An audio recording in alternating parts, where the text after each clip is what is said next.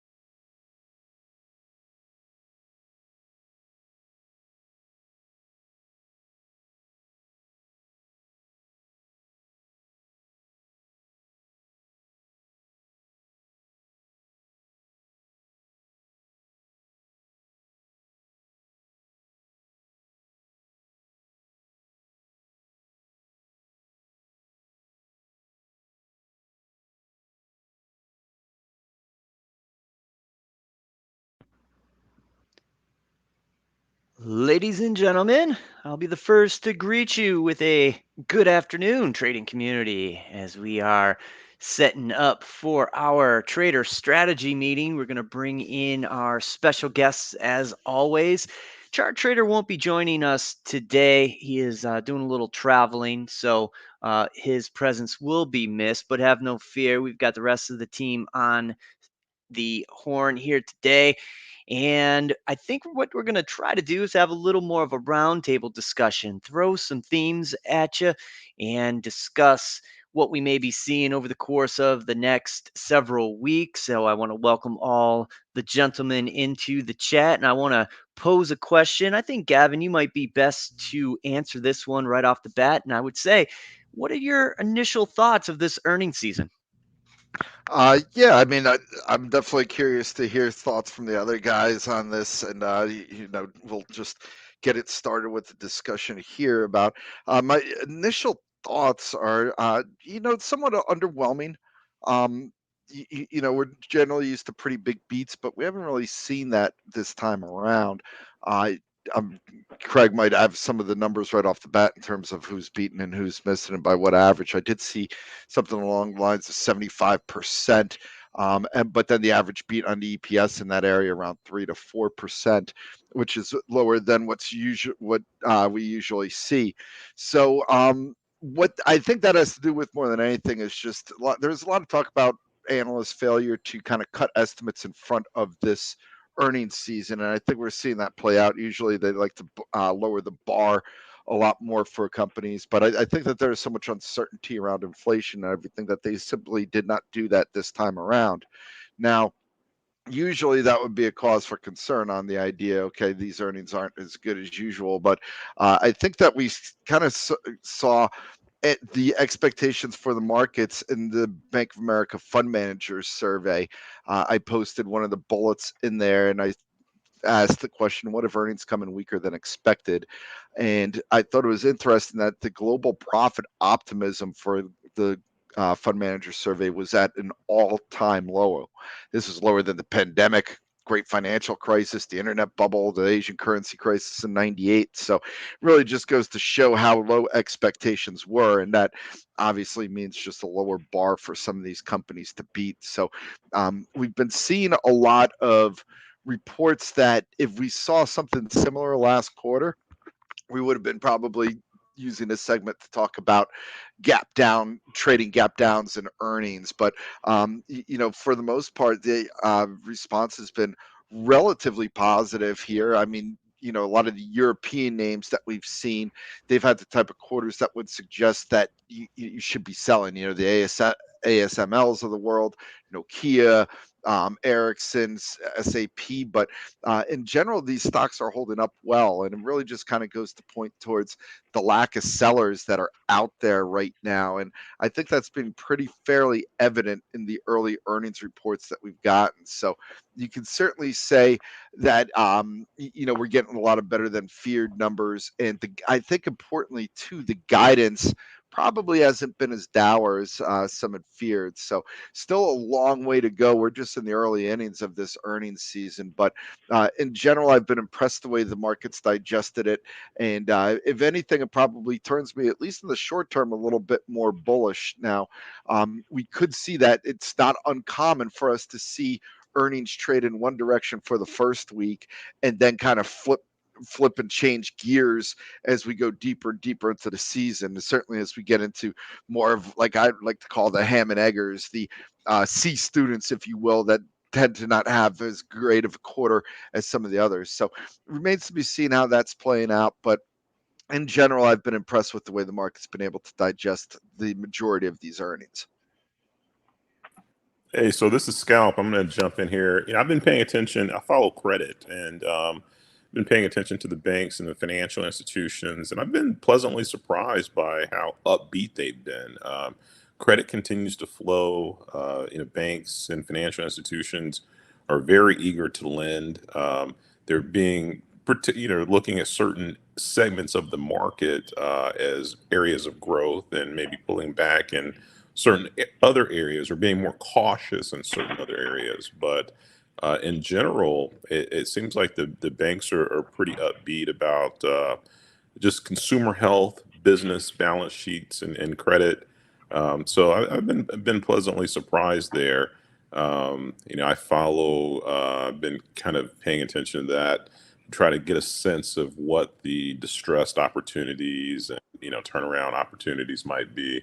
I know Jamie Dimon in particular, with the recent JP Morgan call, he was out relatively bearish just a few months ago, talking about the hurricanes coming and all these things. And the most recent call, he was almost defensive when, he was defensive when analysts challenged him on their somewhat upbeat outlook, and basically said, "Hey, things are have changed. Interest rates are higher, inflation's higher, but the consumer and businesses are in the best shape they've ever seen going into a recession ever." So that I thought that was a really positive comment. This is Trend Tracker, Craig. I think the action so far has been encouraging. Better than feared is probably the best way to put it. Expectations have been pretty low. Tesla and Netflix over the last 2 days. You could even look at the home builder DR Horton. Expectations have been low and they've come better than feared. So it's definitely an encouraging for the market after the first 7 months of just nothing but pessimism, and the market is counting all the risks that are coming from the macro. So it's an encouraging sign, for sure, that we've seen multiple compression. If estimates don't come down significantly, then we're seeing relief rallies. So that might be the theme that we see, over the next few weeks. But I can't help but remain cautious, because I feel like another rug pull could come at any time.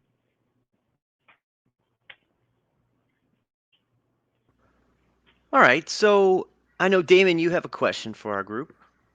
Yeah, so for Craig in particular, given that you follow software stocks and typically kind of higher valuation, higher multiple industries, what are you seeing in terms of valuations? One of the things I pay attention to is I'm eager to buy things when I feel like groups or individual names have reached takeover valuation levels, they become attractive to either private equity or other, industry players.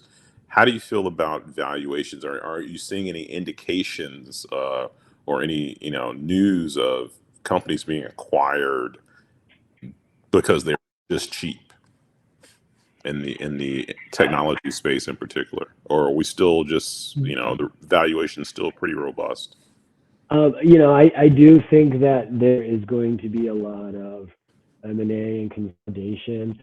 You have seen a lot of these PE firms like a Total Brahma that are kind of just licking their chops, because I think there is a lot of opportunity, especially in the lower half of the quality. There are a lot of stocks that are historically quite cheap. There's a lot of soft stocks that are trading 3, 4, 5 times sales. I think part of it is, a lot of a confluence, a lot of the things we've seen with valuation that got a hand, a supply, an oversupply of a lot of these software stock, new issues, IPOs and SPACs, where the bait has kind of gotten thrown out with bathwater in many cases. But at the same time, at the high end of the range of multiples, we still have a lot of, pretty expensive stocks. A lot of the software companies that haven't disappointed are still trading high multiples. So, and Damon, you asked me about what are the most attractive technology stocks right now, and really, to me, the mid-cap tech stocks are the ones that seem the most defensible. Obviously, there's no takeout chance there, but I've spent most of the last cycle, I guess, even 10 or 15 years looking for is that next company that has the potential to become large, and a small mid cap that has the potential to become a mid-large mega cap company. And right now the most compelling stocks to me are Alphabet, Google, which is trading at a below market multiple, Meta, which is trading with dirt cheap, and Amazon, which is trading at a pretty reasonable, like 18, 20 times cash flow. So there's definitely opportunity. I think we are going to see a lot of consolidation, especially once things calm down, if inflation a little bit.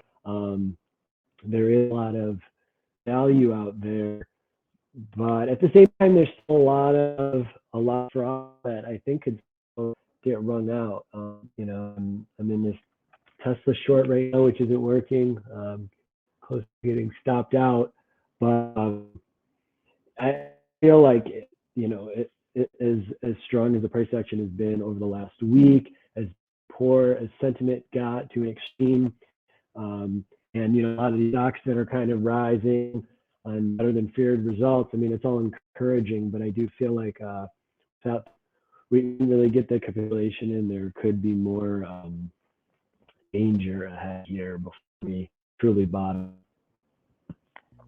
Hey, Greg, just one quick question for you on sentiment around software going into this earnings season. Obviously, SAP had a little bit of a soft report that could certainly be chalked up to the European region in general, but IBM, their software revenues also slowed. I think the growth was 6% compared to 12% for the prior quarter. Is the general perception that this is going to be a little bit of a weaker quarter for these software companies? In general, I think the fundamentals remain pretty strong. Most of the enterprise software companies are going to continue to grow, and you don't have to worry about any of the inflation pressures. I kind of put its own kind of category. I don't really think it's much of a bellwether anymore. I really don't like that one personally, but I think in general, fundamentals remain quite strong, and it's just a lot of multiple compression that was in hindsight well overdue. There was way too much froth in these tech stocks and software. So I think in general it's going to be, the ones like something like DocuSign, stocks that have struggled, that pulled for a bunch of business during the pandemic, and now we're kind of trying to deal with new reality. There's still a lot of stocks like that, but ones that not quality that have continued to perform, I think, continue because you're an essential software provider.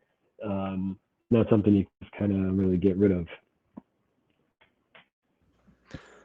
All right, guys. So I think one of the questions that a lot of our listeners may be wondering is what your thoughts are, whether we have potentially put in a bottom here. Would love to get your guys' thoughts. Scott, you're the tech guy, the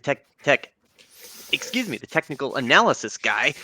So I'd love to see what your take is on that. Yes, buy everything. All right, there you go. Show's over.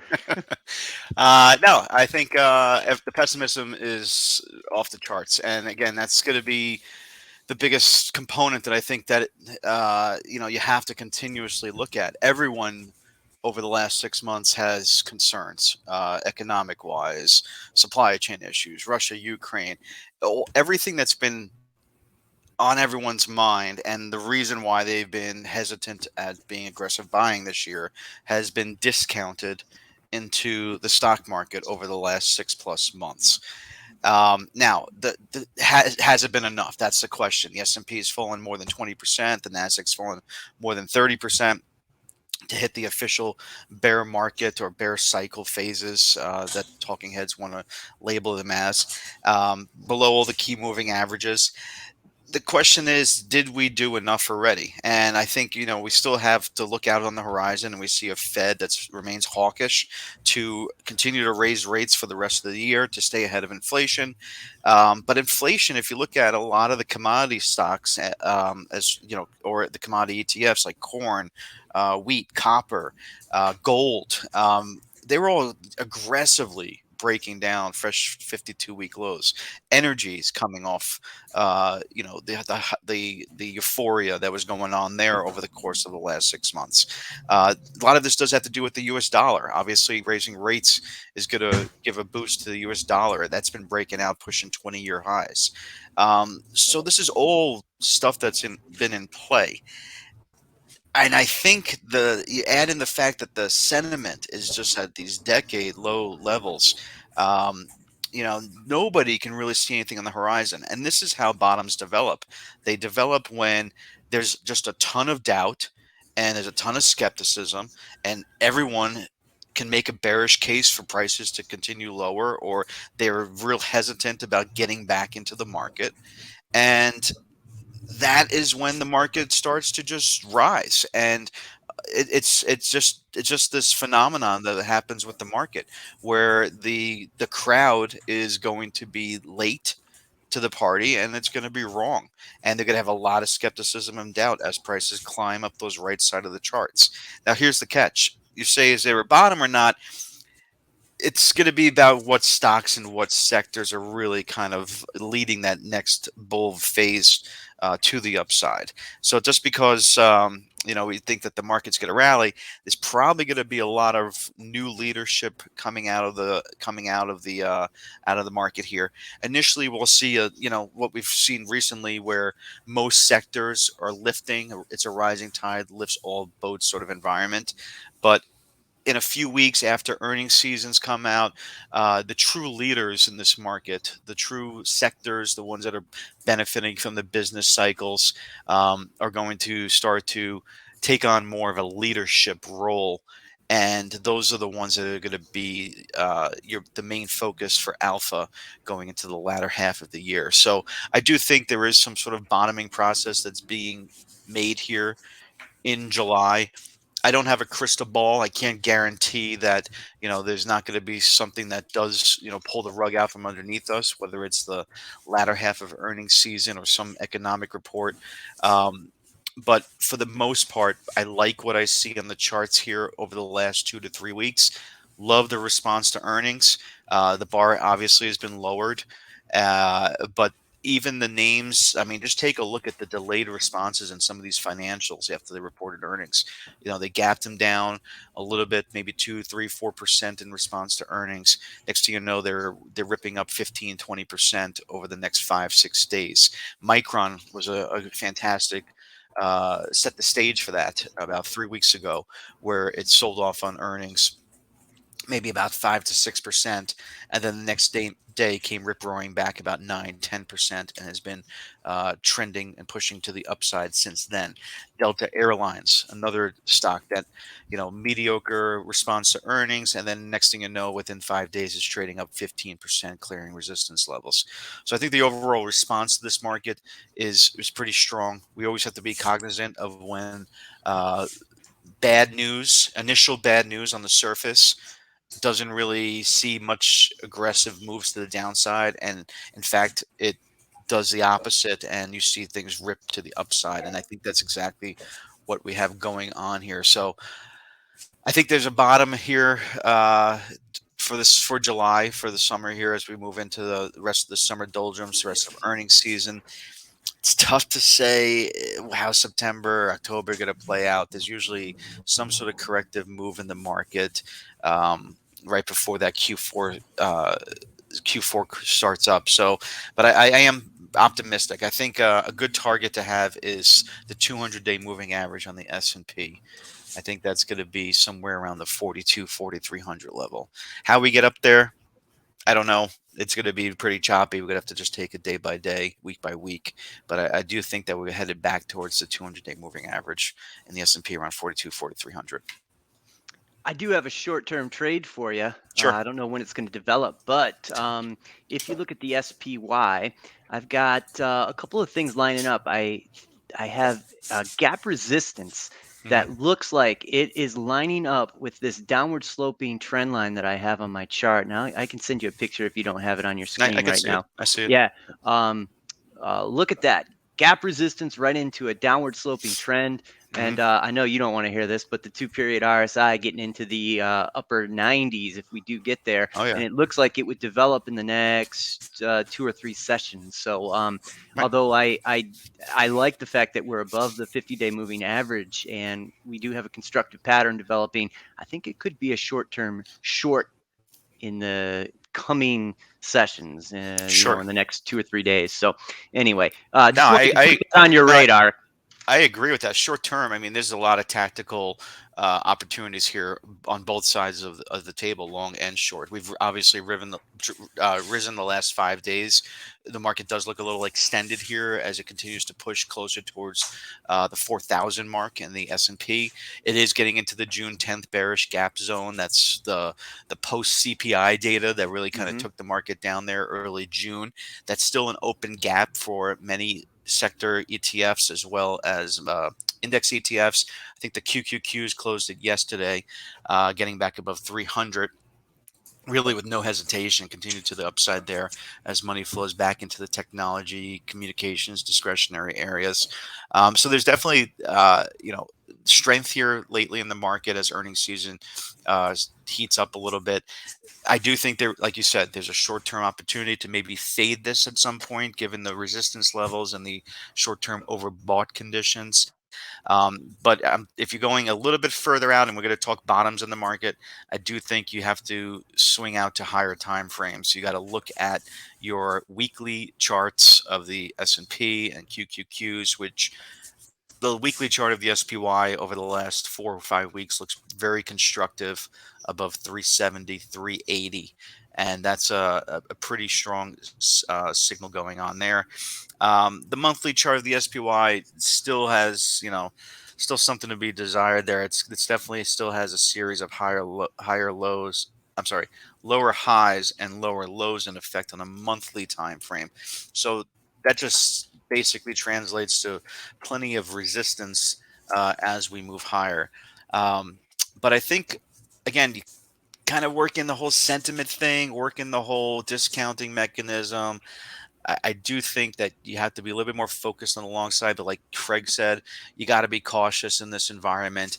VIX is still high. VIX is still trading around 23, 24, which doesn't seem, excessively high since we kind of got used to it trading around 30 for the last couple months. But relatively speaking, VIX over 20 is considered to be pretty high for premiums. And if you're an options trader, you're absolutely loving this market for the last 6 months. High premiums, you're selling premiums, you're doing various strategies, selling out of the money put spreads or selling out of the money call spreads are just the absolute way to go, and keep collecting those premiums as the market volatility slowly starts to come down a little bit. So I think that's, to remain cautiously bullish at this point in time is prudent. Safe to say Yeah, we'll be climbing the wall of worry, right? Totally. Yeah, All it's right. going to happen, and there's going to be a lot of skepticism on the way up.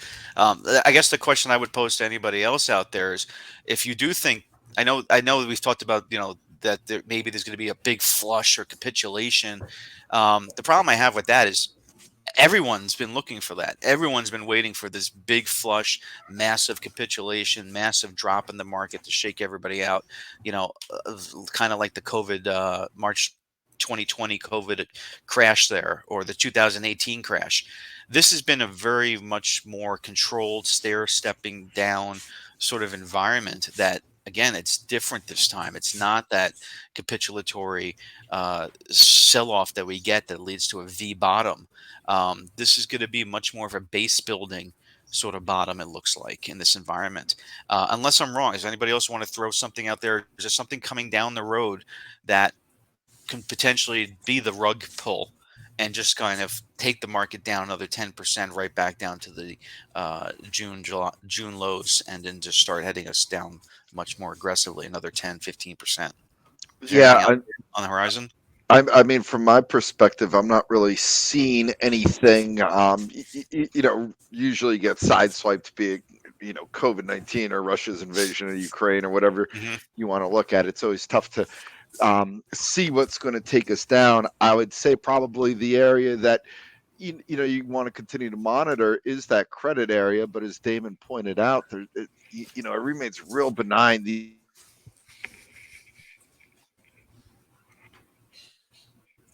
Right Gavin, now. So Do we lose you, Gavin? I lost you. Repeat the last 30 seconds. can you hear me now? Yeah. We can. Okay. Not sure what happened there, but the last 30 seconds I was off of. So, what I was saying is credit would be certainly one area that we want to continue to monitor.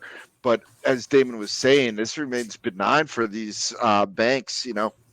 When JP Morgan first came out and they had that reserve build, everybody was kind of raising a red flag. They talked about halting their share repurchase program and everything. But Jamie Dimon on the call defended it wasn't credit issues. And while there certainly have an uptick in lending out there with the loan growth running in the around the 15% for a lot of these banks on the credit card side, running around the 6 to 10% area on overall lending side, there hasn't really been a massive uptick at all in net charge-offs or anything along those lines. Now they are at historic lows, so at some point they're going to naturally come up. That's just the nature of the business. But as long as we don't see them spike up or anything like that, coupled with some really poor economic data, then that shouldn't be a main issue. The supply chains, you'd like to see us move forward on that. I mean, the good thing on the supply chain side is a lot of it seems to be self-inflicted. When you look at China and their zero COVID tolerance policy there, that's something that could be switched at the flip of a wrist, and it really can't get much worse. We've already seen numerous lockdowns. There's also the aspect of the uptick in COVID here in the United States, but it really seems like people have kind of put that to bed and don't care. If we had seen this Biden gets COVID headline 9 to 12 months ago, we probably would have been down 1 to 2% here, but the market just seems to kind of continually be working its way past that. You certainly have the China-Taiwan situation, but that's just pure speculation. It's probably on a little bit more radars here because of the Russia-Ukraine conflict that's going on now, which just kind of has it fresh in people's mind that, hey, there is the possibility that China could go into Taiwan. But it doesn't seem like that's something that China wants to do at this point. So you can't invest and trade on the fear of that. So I don't really see that being a major issue. I expect to see us with a slow drift higher over the next couple of months as we start getting past the Fed in its front end loaded tightening phase. That stands as a possible upside catalyst for us now. We got a 75 basis point hike likely coming in July, and then the Fed's going to hit a little bit of a reset to see how some of the data is coming out. I think we're going to see disinflationary data moving down the next couple of months, as we obviously have seen a pretty big drop off in energy prices here. Commodities have started to slip back in. We've heard a lot about the retail sector over the last month and a half or so, about them running a pretty promotional environment here as they try to run out inventory levels that had spiked up because of a change in consumer behavior. So all that's going to start factoring in, and we're going to see a real pullback in inflation, and that's going to be a nice little tailwind for the market. So the question is going to be, can we start seeing some improving econ data moving forward, particularly in Europe? But in terms of a near-term bottom, I do think that we're in right around that 3,700, 3,750 area, we'll call it in the S&P. I'd be real shocked to see us even come back to closely testing that. If we did, that just probably means that one of the items that we've been talking about, either a pickup in credit or geopolitical concerns, had taken a little bit of a turn for the worse. But for now, it feels like the market's priced in a lot of negativity at this point. We see that in all the bull bear surveys. I posted the fund manager survey, which just had multiple metrics that were at lows last seen in, and everybody on the desk will know what this meant. April 2020, March 2009, December of 2001. These were all great buying opportunities in the markets following a pretty difficult period. So right now, things are just setting up well for us to kind of, I don't think that we're going to necessarily run up and just rip higher, because like Scott said, we never really had that big rip lower. But for the markets to kind of slowly meander in, and for us to start getting a little bit more of a FOMO trade going, which should lift us back up to that 4,100, 4,200 level. And then it's going to be kind of a reassessing of where we stand on earnings and corporate news, I think. Yeah. Just to throw in one piece too, I think, Jim, you probably follow this. Do you ever keep track of the Commitment of Traders report? Futures. The last I looked, it seemed to me that the retail traders were getting aggressively short. Mm-hmm.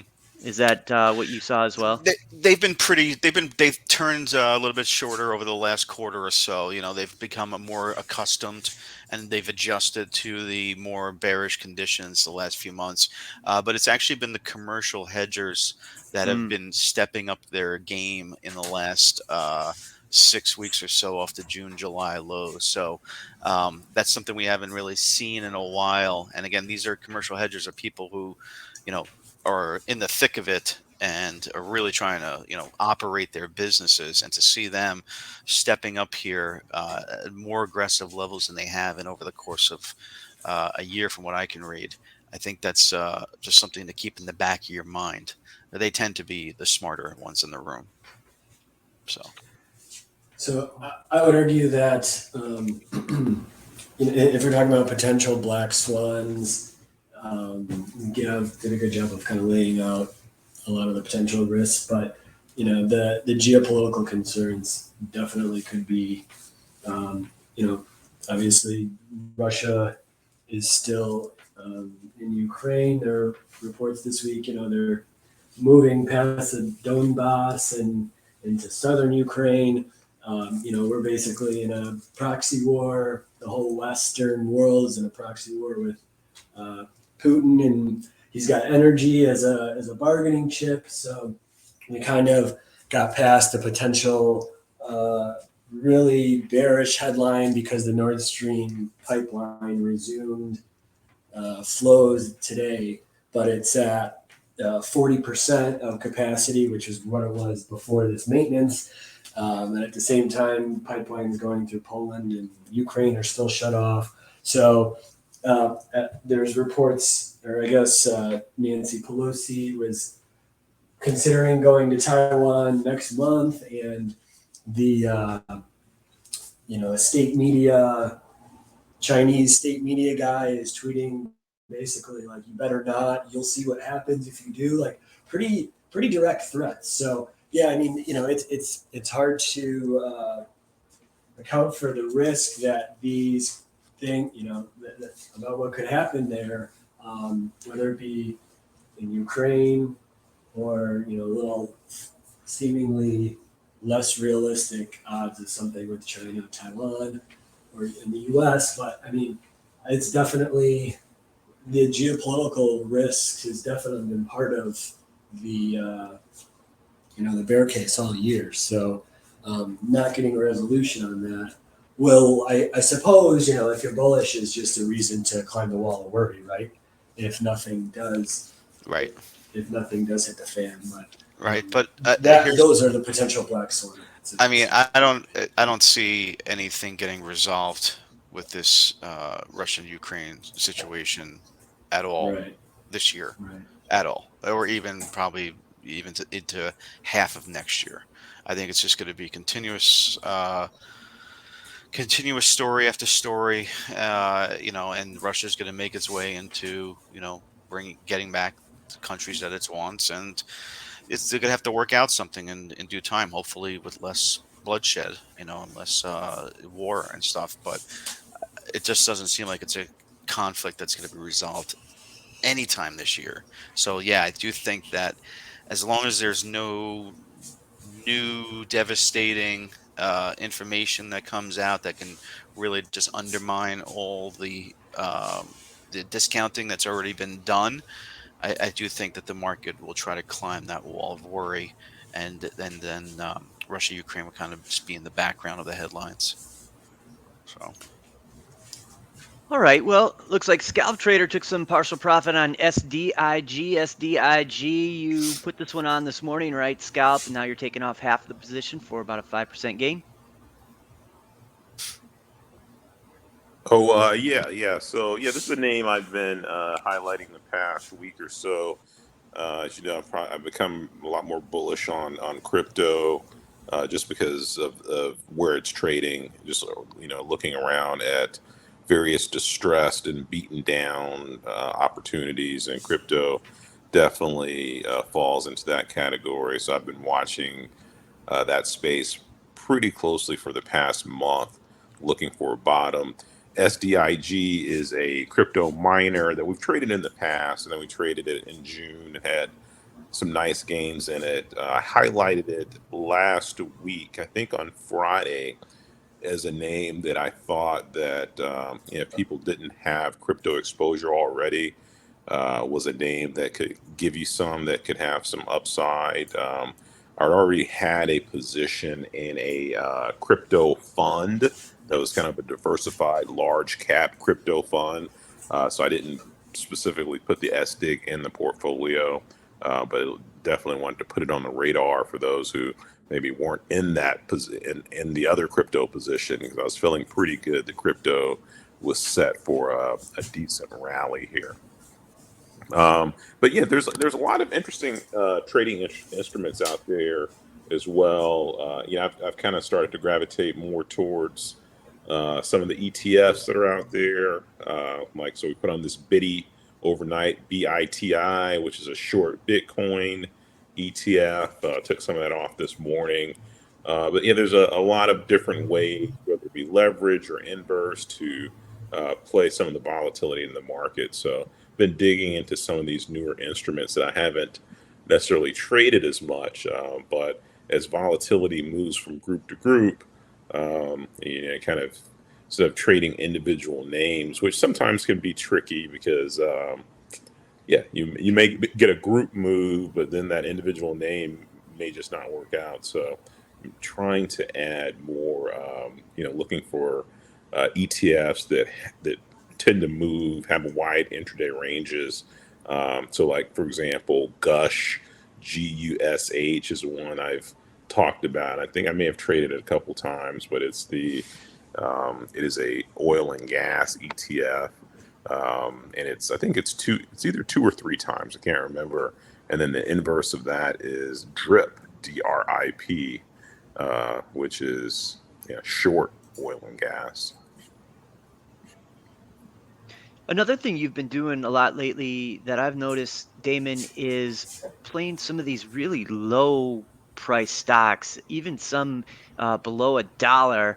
And I know that you deal in some of the distressed areas and now busted SPACs and whatnot, but you've been more active in that. Is this a trend that you think is going to continue as far as your activity goes? Well, a lot of these names are SPACs that went public this year or last year at $10 with multi-billion-dollar market caps that are now trading at $1 or less. So these are actually real companies, and just because of just how SPACs are, they typically use a $10 merger price. They're starting at a lower price point, $10, and they were overvalued out of the gate. So there's lots and lots of SPACs out there that are down 80, 90, 95% from their merger price from within the past year. So, as you know, I've been following SPACs pretty closely. And so I have dozens of SPACs that I'm researching, looking for opportunity. And I think they're, unfortunately, a lot of the deals were garbage. They never should have come to market, or they were just super overpriced. And so now I think you're starting to see the opportunity in a few names, not that many, but I think there are a fair number that if you start to see continued upside in the market, you'll see a lot of these things bounce pretty aggressively.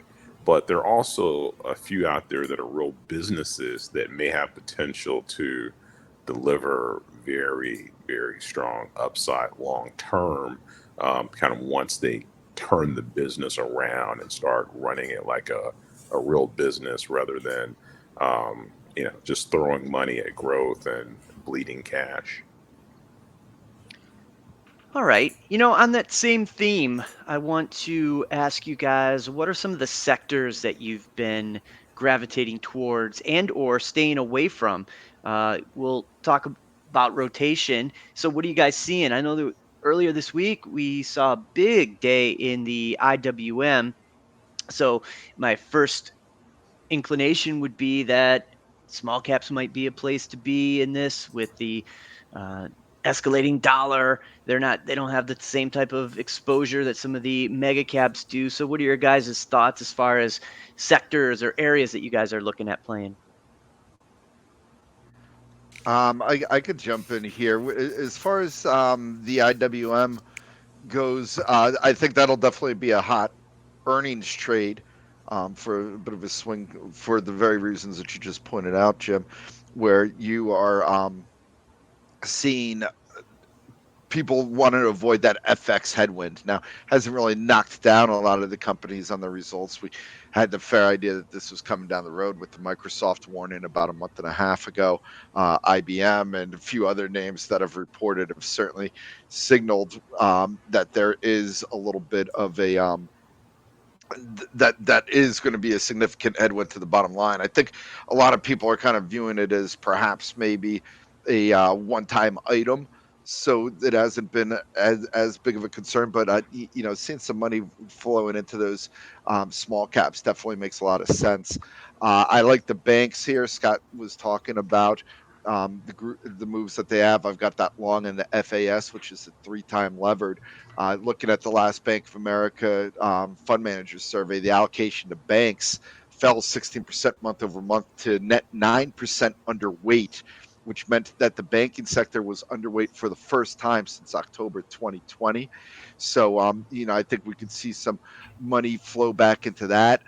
Tech, we've certainly seen some money flowing back into, as that was a net 8% underweight last month. Utilities, I think we're going to see some money flowing out from utilities and staples in the coming months, so in the coming weeks. So I'm not as big of a fan to get into that space, but I think the one area that's presented some nice opportunity on this pullback falls within the energy, which that had fallen from according to the FMS survey, about 13% to about 8% overweight, which was the smallest overweight since about September 2021. I think a lot of that's had to do with some growth concerns. So you want to see a little bit more of an improvement in the markets on the economic data front. But I do think that energy is going to remain a big issue for us moving forward, certainly for Europe.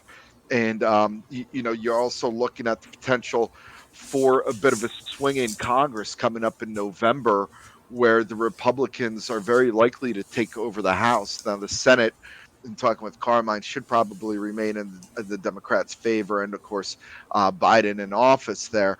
But you could see some of the policies maybe changing just a little bit to allow some of these companies to battle some of the supply chain gluts that we've seen out there. Certainly, we're going to need to rebuild the which we call it the strategic supply for the U.S. after about 180 million barrels were released by the Biden administration to help fight the rising costs of oil and other and gas prices. But energy and financials are certainly two areas where I'm keeping an eye out on, and I'm a little bit more cautious around those defensive plays, as I think we'll see some money come off there and flow into the other areas. Yeah, I'll jump in there too. Blue chip here. So, small caps, IWM, the heaviest sector weighting is financials. It's about 25%. So, no surprise that after the recent earnings reactions, where a lot of these names have already ripped up off their lows 15, 20%, that the IWM small caps are also getting a nice boost there. The God, other thing, what's yeah. second? Is that bio or energy second in the IWM? So it's funny. It's neither. It's actually industrials. Oh, It's okay. about 16%, and that's going to bring into play a lot of transportation stocks, a lot of machinery stocks, a lot of aerospace and defense names. You can even venture into maybe infrastructure sort of plays here. And I've been noticing over the last 2 weeks, 3 weeks or so, that a lot of these transports, these aerospace names, truckers, really kind of moving up to the right side of the charts. Now, obviously, a lot of it has to do with the fact that energy prices, crude oil, gasoline prices have been pulling back in off their extreme highs lately. So they are getting a little bit of a rotational movement into this industrial space, kind of this dead cat bounce, if you want to call it. But it is something to kind of pay attention to. That money is flowing back into there. The third one in the IWM I have is healthcare, which is about 13% of that group. And we all know that healthcare is kind of plays like a mixed role in the sense that it's kind of a safe haven, at certain times because it's not really tied down to anything specific. It kind of beats to its own drum there. But that's been doing pretty well there, especially the biotech area. We've been seeing them climb up the right side of the charts for the last 2 months or so, and they look like they may continue higher. They seem, and also if you follow market cycles, healthcare tends to be a very late cycle group when it starts to outperform and do best. You're pretty much in that very late last innings of a bear of a bear phase, and you then start to see when healthcare starts to subside a little bit, the money will kind of move more into finance, technicals, and discretionary. And we're kind of getting all of that lately. It does seem like a rising tide lifting all boats in this recent rally here in July. But it does seem like the money is coming out of the energy space, out of the commodity area over the last couple of weeks, and into more of these final last innings of bear phases. Doesn't mean we go straight up. It definitely means more, basing consolidations. Probably going to take another quarter or two for everyone to adjust to rising rate environment, to the changes in commodity prices, et cetera, and inflationary pressures all around the board.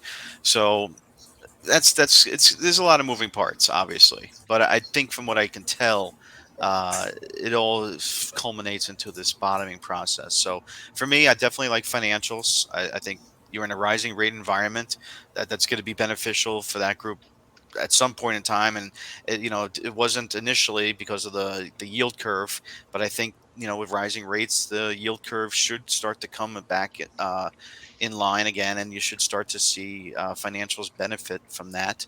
Um, what else do I have written down here? I had a few more. Housing, I think, is kind of tough. There's obviously going to be a lot of uh, issues going on there at the end of the housing season this summer. But right now, the ITB, XHB, they are showing some decent relative strength on a short-term basis. So I would monitor them.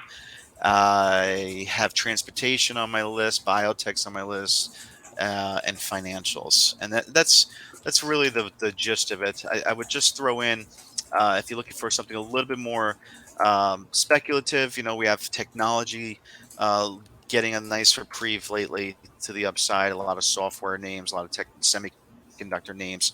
I think, Gavin, isn't there some sort of bill that's going to be passed for semiconductor relief soon, or they're going to Yeah, vote on it? but yeah, funnily enough, there was the headline while we were on, and I'm assuming that's why I got an alert for both Qualcomm and Apple at the 155 area, right after news that Schumer, I think, was putting the bill up to a vote later today. There was a headline right at 12:35 there, so that'll certainly be a positive. GFS is a name that I'd certainly have on the radar for that. George Frank Sam, Global Foundries. Global Foundries, exactly. They're a key semiconductor player in what industry? Well, they are basically a play on avoiding geopolitical headlines, since they've got a lot of all their facilities are outside of Taiwan. They got some in Malaysia, but they are starting some facilities here in the U.S. And of course, Intel as well, with that Columbus facility, would be front and center. We had Pat Gelsinger sitting at the White House when Biden was giving his State of the Union a couple months back. Nice, nice. The other group I throw in there too with the semiconductors is this EV play. I recently was just kind of traveling, through the East Coast and Midwest and stuff, and gotta tell you, I saw a number of those tractor trailers holding some Rivian cars, some of the Lucid EV plays, some Teslas. So they're definitely moving those vehicles around the country a little bit, and the charts look pretty good for Lucid and Rivian. I've talked about the KARS, which is the CARS ETF, the electronic vehicle ETF, excuse me. That's been basing sideways for about 3 months now, mid-range right now, but I think it's got some prospects to move higher. You can throw in some lithium alternative battery energy stocks in that same category, either LIT or BATT as a battery play. And then I'd also take a look a little bit closer at solar. Solar's kind of been choppy the last few months. It's basically right back where it was trading at the beginning of the year. Um, Got some resistance around that $80 level for the TAN, but there's been enough strength in some of the underlying names. Enphase getting back up to fresh multi-month highs. Jinko Solar, which is, you got your Chinese issues there on that one, but that was really leading the way to the upside lately. And you might just see a little bit more strength come back into the solar space on the back half of the year. So I would keep them on the radar. And infrastructure, again, like I said, this infrastructure kind of falls underneath that industrial phase. And it's kind of interesting that I'm highlighting these groups here. If you notice, I didn't really put too much emphasis on the former leaders of the last bull cycles.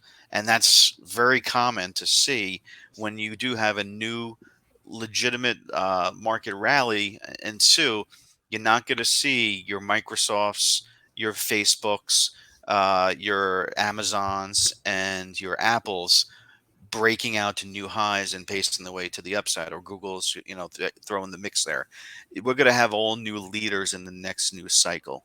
And I think that's really what we're kind of, throwing a dart at, sort of, so to speak, and trying to monitor where that's actually going to land. And right now, these are just some preliminary looks at where money could be flowing right now.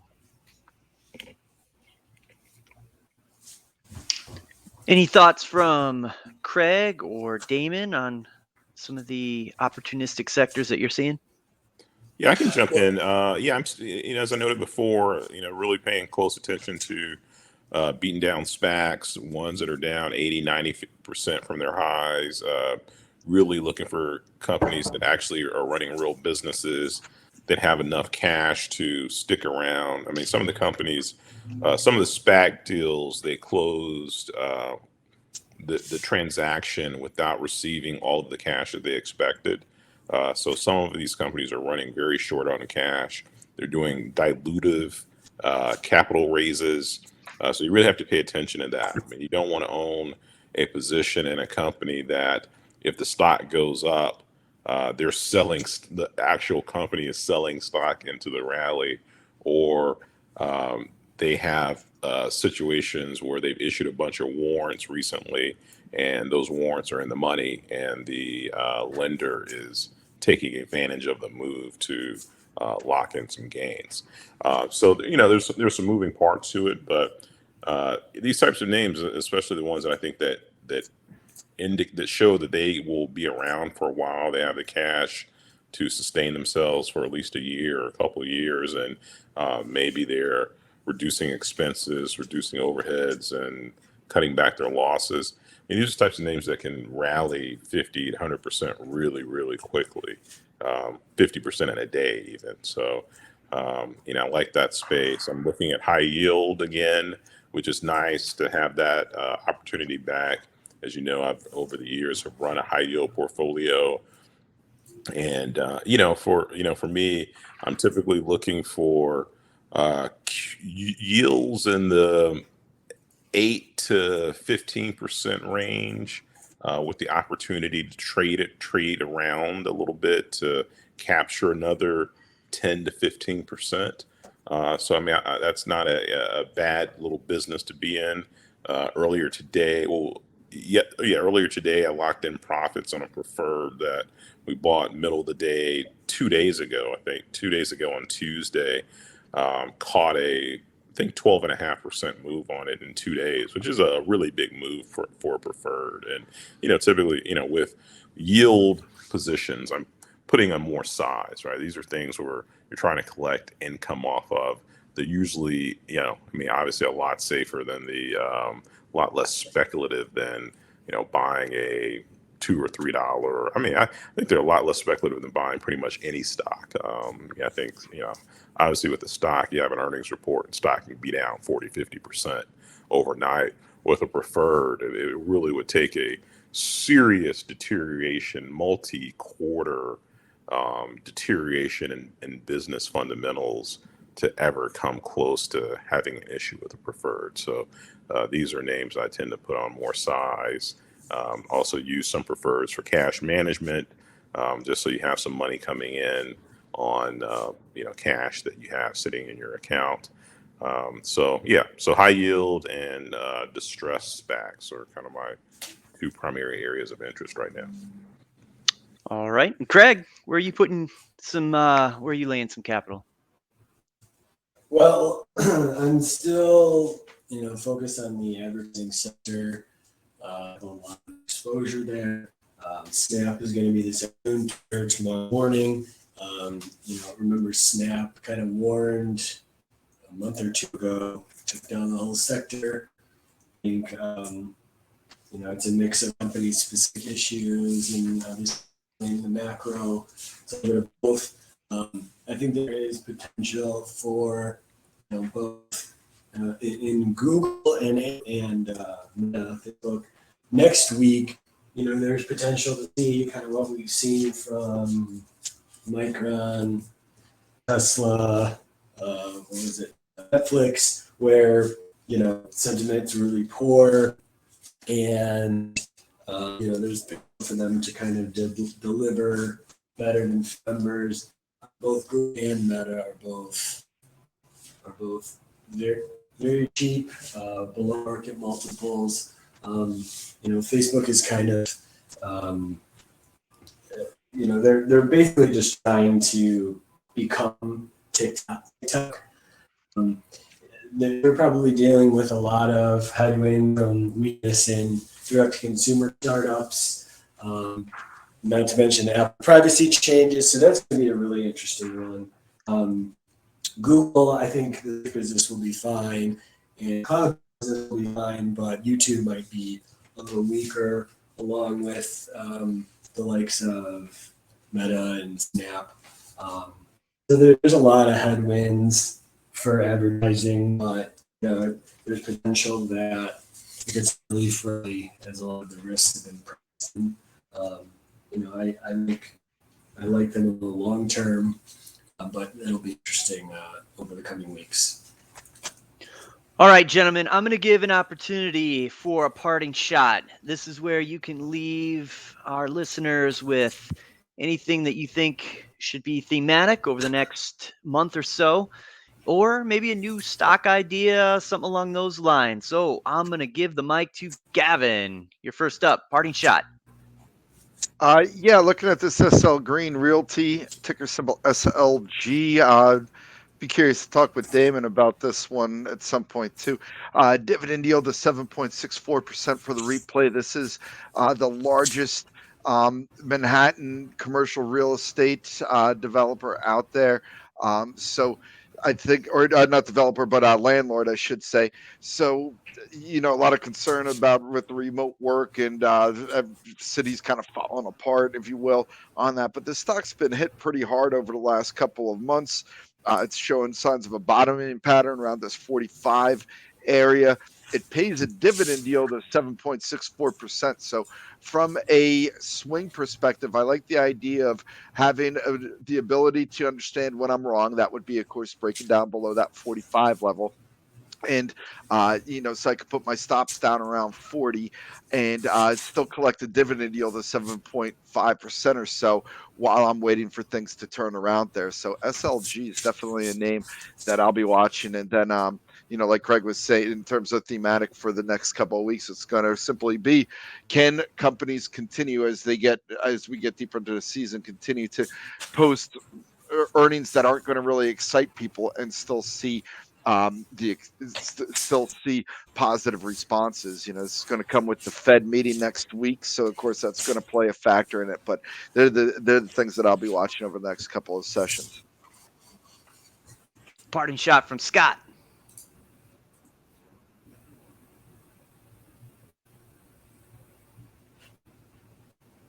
Or not. How about Damon? How about you, Damon? Anything you want to leave us with? No, I don't really have anything more. Thanks. All right. Sorry, Jim. I was on mute. Volatility. Keep an eye on it. That's the number one thing that I've been watching for the last 6 months. It is a fantastic risk management tool. You have to understand the volatility in the market in order to come up with the proper position sizing, knowing the influence it's going to have on each stock and each that you invest in or trade on a daily basis or the long haul. Have a plan to scale into certain names if you want to, pick them up for the long haul. If you're familiar with options, I think, like I said earlier, with the volatility as high as it is and premiums much higher historically, you're going to have a greater advantage to selling premium through various strategies. And I think that's going to be one of the best ways to approach this market going forward in the back half of the year. So definitely pay attention to volatility, respect it, learn how to integrate it into your market mechanics, whether you're a bull or a bear, and just use it to your advantage. All right. And Craig, anything you want to leave us with? I guess I am going with Dividend Energy, DVN. Nothing exciting, but you can certainly make the case that the energy commodity is kind of busted right now. The DVN has done a decent job. It's 200-day here. In recent weeks, it's one of the higher quality oil and gas companies. Fundamentals for the oil market remain quite strong. This is a cheap stock with almost a 10 dividend yield, call it high single digits. It also kind of serves as somewhat of an insurance or hedge on a lot of the growth stocks that I own, because if something does escalate in Ukraine, that will send oil shooting higher, obviously, and will benefit. And could counteract weakness in the NASDAQ. I just continue to accumulate on weakness because I think it's certainly worth owning its valuation with this yield, given the outlook on the oil market. All right, gentlemen. Well, I think that will be a wrap. When we convene next time, we will be through the most part earnings season, and we'll probably also have the FOMC to be in the rear view mirror. So we got a lot to look forward to on our next round. But until then, I will leave you guys with that. Thank you so much for joining us and giving us all your input. And thanks for our listening audience. Wouldn't be here without you guys. So thank you to all. Thanks, Jim. Later. Thanks a lot, Jim. All right. And this will be up as an archive in the next hour or so. So if you missed anything, feel free. Listen to it several times if you need to. There was a lot of good information. So you'll be able to find it under AudioX. AudioX is the archive ticker, and we'll look forward to doing this all again next month.